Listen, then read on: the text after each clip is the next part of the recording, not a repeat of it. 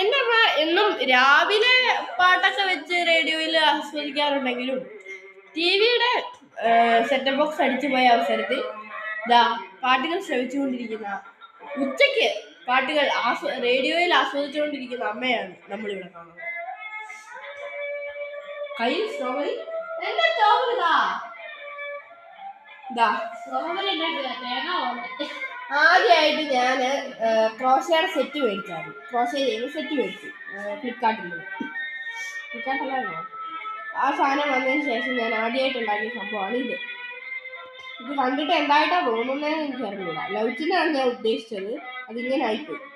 പിന്നെ ഞാൻ രണ്ടാമത് വീണ്ടും ഒരു ലൗച്ചിനെ ഉണ്ടാക്കി, അത് പകുതി ശരിയായി. മൂന്നാമതായി ഉണ്ടാക്കിയപ്പോൾ ഇതിങ്ങനെ വന്നു. സക്സസ് ആയി തോന്നുന്നില്ലേ?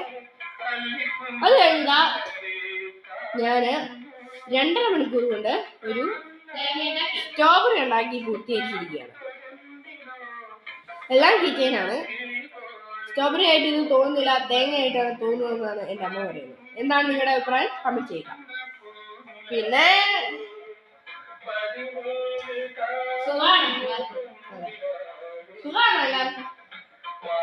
പിന്നെ പലതും കമന്റിലൊക്കെ പലതും വന്ന് പറഞ്ഞിട്ട് പോകുന്നുണ്ട്. അതൊന്നും നമുക്ക് വിഷയമല്ല. ഇപ്പൊ നല്ല കമന്റ് എഴുതിയാലും ചീത്ത കമന്റ് എഴുതിയാലും എല്ലാം നമുക്ക് നല്ലത് മാത്രമാണ് കിട്ടുന്നത്. അങ്ങനെ ചിന്തിച്ച് നമ്മൾ മുന്നോട്ട് പോകണം.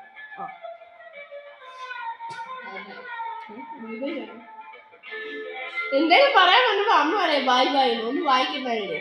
എന്നാ പിന്നെ അങ്ങനെ തന്നെ ബൈ ബൈ.